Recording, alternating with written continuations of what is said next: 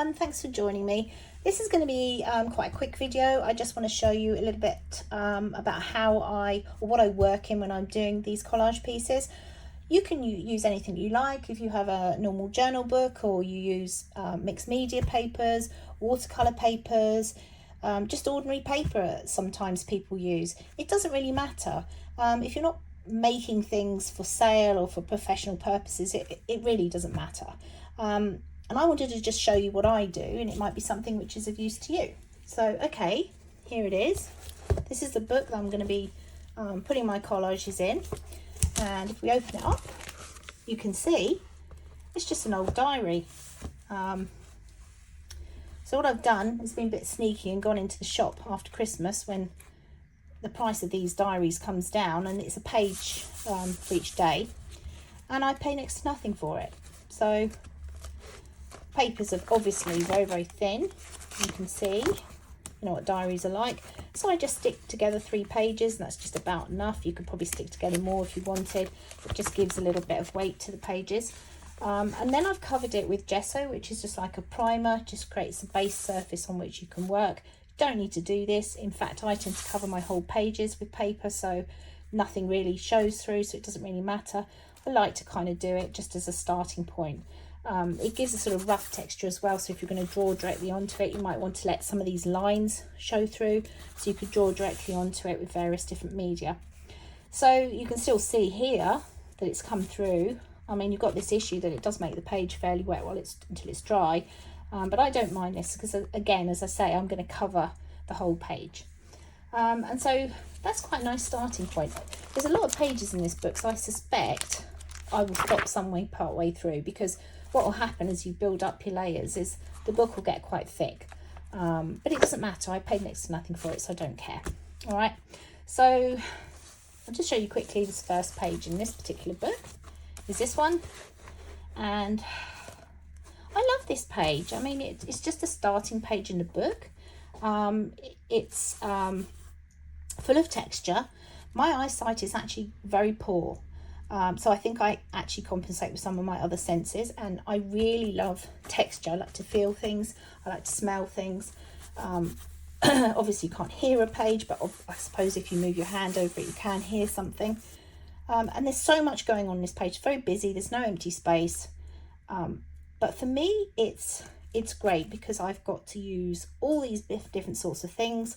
I've got textured paper, wallpapers, I've got texture paste through stencils, I've got vellums, I've got old book pages, I've got old printed papers that I don't know what to do with, I've got corrugated card. What else have I got on here? Anything and everything gets used.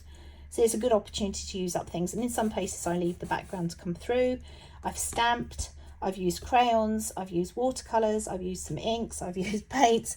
If you like to just throw everything at a page, this is a good way to do it. You can actually see still here the bit of the diary coming through. I might cover that up, I might not. Okay, so in terms of covering it, you can leave it. It was a boring black cover, so I decided I wanted to cover it.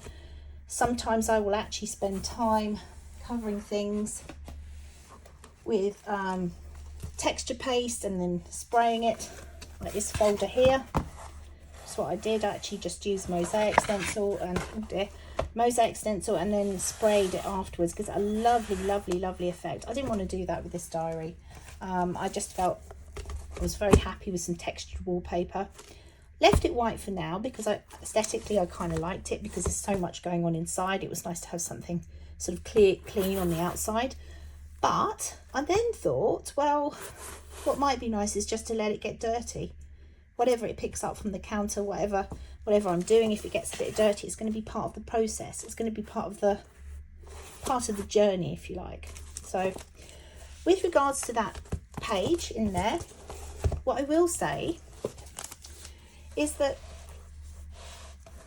it doesn't matter if this is good, bad, if you're an artist, if you're not an artist. I am not an artist, although I have some fairly prominent artists in my family history. I am not an artist, but the whole point with this type of work is it's not supposed to be perfect. It is a journey, it is a process. It is something you should enjoy. It doesn't have to be good. It can be rubbish and you might learn something from it.